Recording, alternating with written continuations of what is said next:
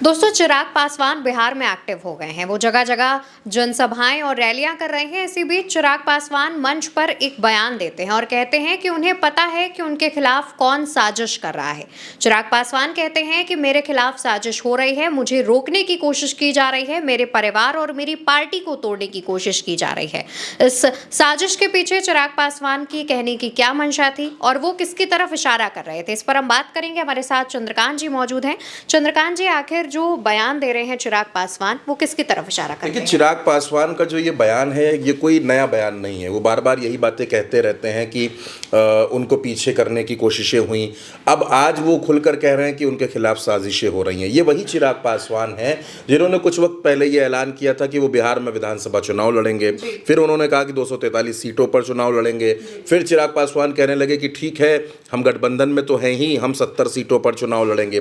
देखिए, बिहार का जो पूरा ताना बाना है, जो विधानसभा सीटें हैं और जिस तरीके से अलायंस में दल शामिल हैं एनडीए के, तो उसमें 70 सीटें चिराग पासवान को मिल जाएं, ये कहीं से भी मुमकिन नहीं है। क्योंकि अगर आप देखें तो बिहार में 243 सीटें हैं। अब 243 सीटों में 5 अलायंस पार्टनर हैं। बीजेपी है, जेडीयू है, चिराग पासवान है, जीतन राम मांझी हैं, उपेंद्र कुशवाहा है। चलिए ठीक है, उपेंद्र कुशवाहा को हमने मान लिया कि 5 से 7 सीटों पर वो मान जाएंगे। जीतन राम मांझी भी 20 से 22 सीटों पर मान जाएंगे। लेकिन अगर चिराग पासवान को 70 सीटें दे दी जाएंगी तो फिर बीजेपी और जेडीयू जो 110 और 105 सीटों पर लड़ने की तैयारी कर रहे हैं, वो कैसे चुनाव लड़ पाएंगे? चिराग पासवान असल में पिछले, अगर आप 2 महीने के वक्त को देखेंगी, चिराग पासवान के कार्यक्रम देखेंगी, उनके भाषण देखेंगी, तो वो लगातार एक दबाव बनाने की कोशिश कर रहे हैं और उनका ये दबाव सीधे सीधे भारतीय जनता पार्टी पर है।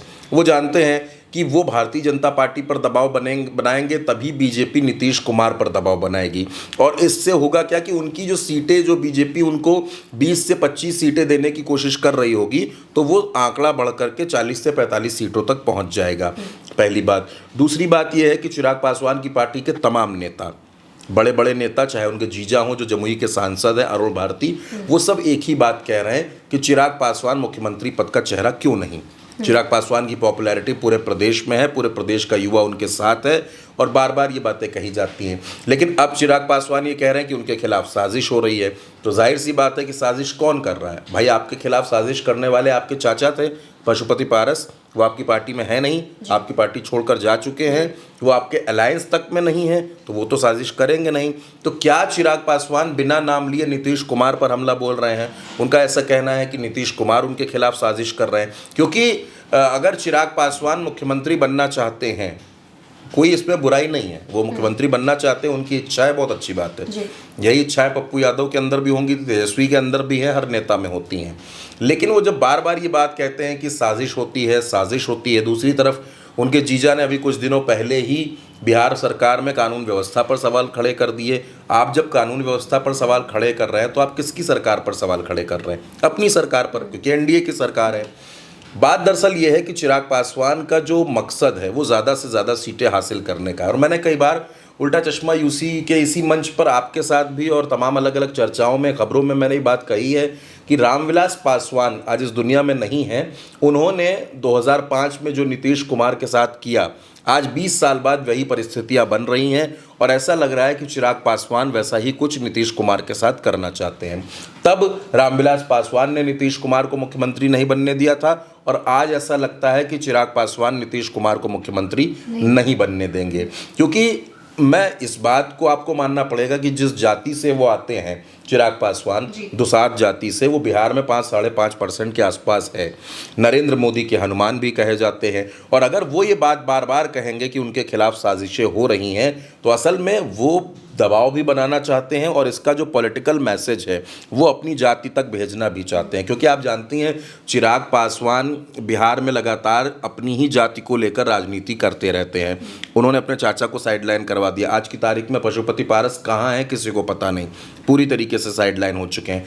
अब चिराग को ऐसा लगता है कि ये जो वोट बैंक है, इस पर जो एकमात्र होल्ड है वो चिराग पासवान का है और इसको वो टूटने नहीं देना चाहते। इसीलिए आप देखिए कि वो लगातार बिहार में दौरा कर रहे हैं। वो दिल्ली में कम नज़र आ रहे हैं, जबकि केंद्रीय मंत्री हैं, दिल्ली में कम नज़र आते हैं। वो कह भी चुके हैं कि मैं मेरा मन बिहार में लगता है, मैं दिल्ली की राजनीति के लिए नहीं बना हूँ, मैं बिहार की राजनीति के लिए बना हूँ। और अब जब वो ये बात कहते हैं कि उनके खिलाफ साजिश हो रही है, तो इसका मतलब यही है कि सीधे सीधे ये प्रेशर बनाने की कोशिश है ताकि सीटें बढ़ाई जा सकें। चिराग पासवान ने बीच में प्रशांत किशोर जो है उनकी तारीफ भी कर दी थी। ये जो तमाम उनके स्टेटमेंट्स हैं, उनका जो बॉडी लैंग्वेज है, जो अलग अलग तरीके की वो चीज़ें कर रहे हैं, ये जाहिर तौर पर यही बताता है कि चिराग पासवान अपनी सीटें बढ़ाने के चक्कर में हैं। और जब इतना प्रेशर बना दिया जाएगा तो सीटें बढ़ेंगी। क्योंकि एक बात आपको और समझनी पड़ेगी कि भारतीय जनता पार्टी चिराग पासवान को खोकर नीतीश के साथ चुनाव लड़ने की गलती नहीं करेगी, क्योंकि वो और नीतीश भी इस बात को जानते हैं कि अगर कहीं चिराग अकेले चुनाव लड़ने चले गए तो सीधा नुकसान बीजेपी और जेडीयू का कर देंगे। इस वजह से दोनों तरफ की मजबूरी है और उसी का फ़ायदा चिराग पासवान उठा रहे हैं। चिराग पासवान सीधे सीधे इस बात पर है कि हमारी बात आपको सुननी पड़ेगी, अगर आप हमारी बात नहीं सुनते तो हमारे पास तमाम ऑप्शंस खुले हुए हैं। और मुझे ऐसा लगता है कि वो इस वक्त खुलकर पिच पर खेल रहे हैं। बिल्कुल। और देखिए, एक तरफ चिराग पासवान जहां ये बयान दे रहे हैं, साजिशों की जो बात है वो कर रहे हैं, तो वहीं दूसरी तरफ उन्होंने कार्यक्रम में अपने कार्यकर्ताओं से कहा है कि बिहार की सभी सीटों पर जो तैयारी है वो शुरू कर दीजिए। यानी 243 सीटें जो बिहार विधानसभा में हैं, उन सभी सीटों पर चिराग पासवान तैयारी करना भी शुरू कर चुके हैं और ऐसे जो निर्देश हैं वो अपने कार्यकर्ताओं को भी दे चुके हैं। देखना होगा कि आने वाले समय में चिराग पासवान के अब कौन कौन से बयान सामने आते हैं और वो जो तमाम दावे करते हैं वो अब आगे और कौन से दावे कर सकते हैं। फिलहाल के लिए मेरे साथ इस चर्चा में इतना ही। आप देखते रहिए उल्टा चश्मा यूसी। नमस्कार।